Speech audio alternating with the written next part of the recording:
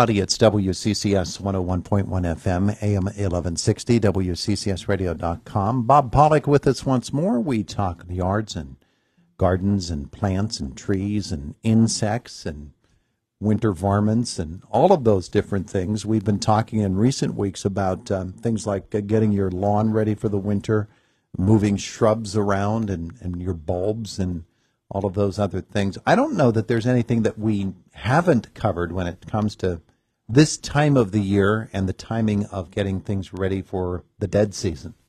But it is Halloween time, so dead season seems like an appropriate thing to talk about. You mentioned a couple of weeks ago, though, about getting your soil tested and for your garden and whether or not that's important. You tell me, how important is it as we head into the winter season when things go dormant to make sure that our soil is mineral rich? It's really in preparation for the following growing season. Yeah. Yeah. So now is a good time to take a soil test. Most of the plants are done in the garden now, so they've extracted nutrients.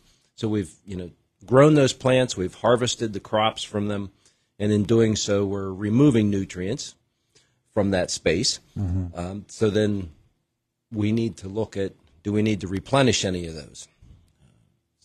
Now, if we're adding, and taking a soil test is a good basic tool to use to identify where our pH is.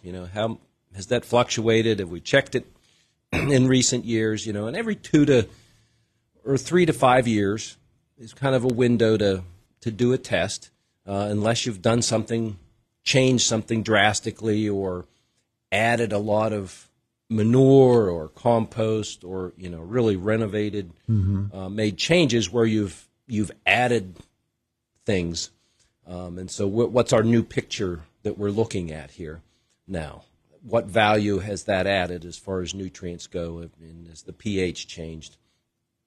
So checking for that, for the pH, and of course that's one of the basic things of the Penn State soil test, and then checking calcium, magnesium, phosphorus, and potassium levels are the other things that are measured when we pull that soil sample and then send that into the lab. Those are the things that they're identifying and give us an amount, a quantity, a weight per 100 square feet in the garden as to how many, that quantity of nutrients that are there.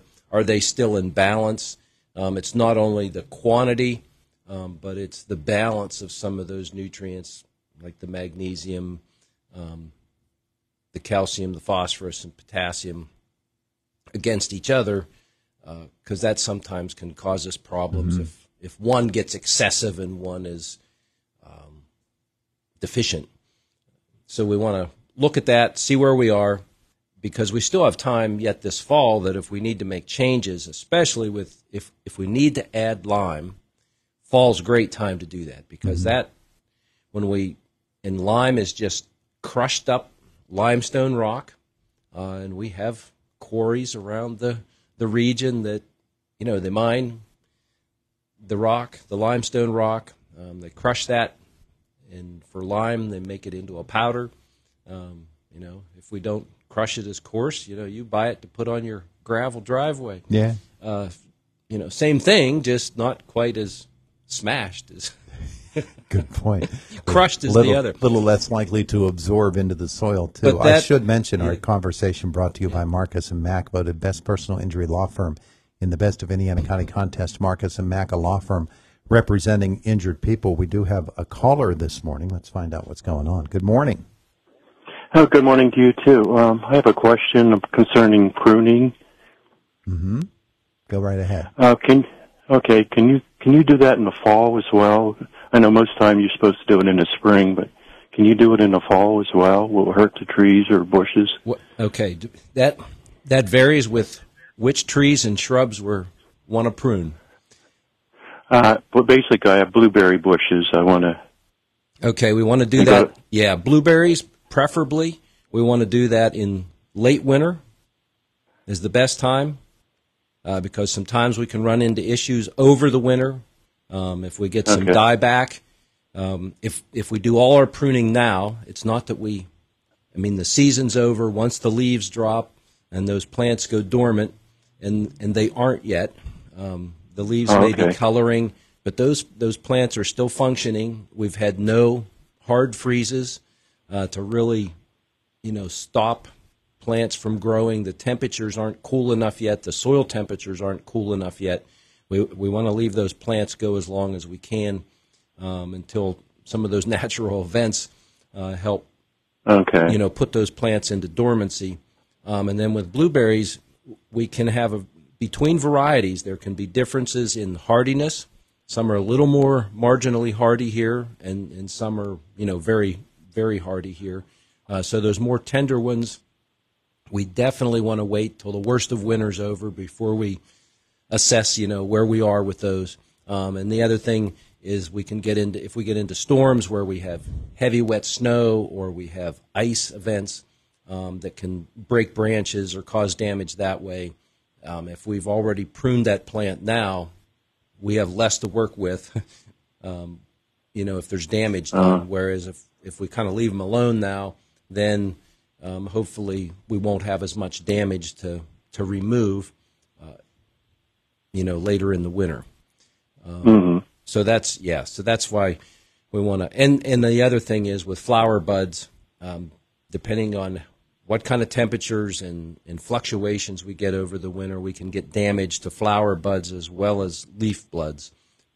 Yeah, leaf buds. Say that correctly. So don't do the roses either. Yeah, that's right. Roses would fit into that same category for sure. So I have a while to wait then before I... Yes, yeah. So I'm talking late February, March, especially March time frame for blueberries is fine. As long as we get that job done prior to growth in the spring.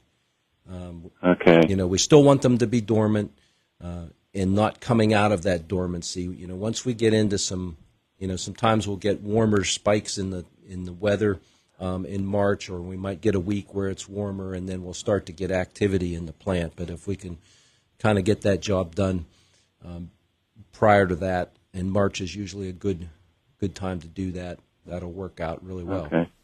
All right. Oh, okay. Now, all right. Well, the only exception maybe in there is the age of your plant, how much growth is there. Usually with blueberries, if they're well established, if they're 6 years or older, we usually have enough canes in there, those stems coming up from the base of the plant, that at that point, 6, 7, 8 years old, we're starting to look at removing entire canes from the plant. Oh, okay, because ours are over that. Yeah, because they'll get too dense, they'll start to get too woody, and they'll also start to get too big. And so if you because they can, I've got some of those issues. That's why I was calling. So you could this fall, if there's a couple branches you're going to remove completely. Yes. You could go in and do that once the plant's dormant. One or two of those oldest canes, because that will reduce the height, and it'll reduce some of the woody part of the plant, those oldest ones. That'll get that out of there. That'll open the plant up more. That also encourages new growth from the base. So in a blueberry plant, that's what we want to do. And there's other plants other multi-stem shrubs that we're essentially trying to accomplish the same thing. But by removing canes all the way to the ground, that encourages new growth, which is really important in fruit production because we want to keep those canes younger. Those are the producers. Yeah, so they're going to produce we're going to get growth on the first year wood. The second year and beyond is when we're going to get flower production and fruit production. So we want to kind of have a mix of ages in there, and we want to keep that plant rejuvenated and younger so it can be as healthy as it can be as well as productive. Very good. Yeah. Thanks so much for the call. You're welcome. I just said one of them really shoots up high. Yeah, I have 3 bushes, and one of them just keeps wanting to really shoot up. Yeah, and that, and as long, and they might be because it's a different variety. Some will grow taller and narrower, and some will stay more shorter and wider. Yeah, so you can still, by taking out, one or two of those oldest ones, you can help control that height. Oh, okay. All right. Well, thank you. You're welcome. All righty. It is the voice of Indiana County, WCCS 101.1 FM, AM 1160, and WCCSradio.com. You're killing me here. We're 2 minutes away from the top of the hour. Fox News is coming your way then, and then after that, it's Josh in our WCCS newsroom on this Friday morning. Who do we meet next? We're talking Heritage Conference volleyball next. Don't miss the Dowd 73rd anniversary sale. Whether you want to furnish one room or your entire home, you'll save big. Save up to 40% on custom orders and up to 70% on select floor samples. You'll save on the area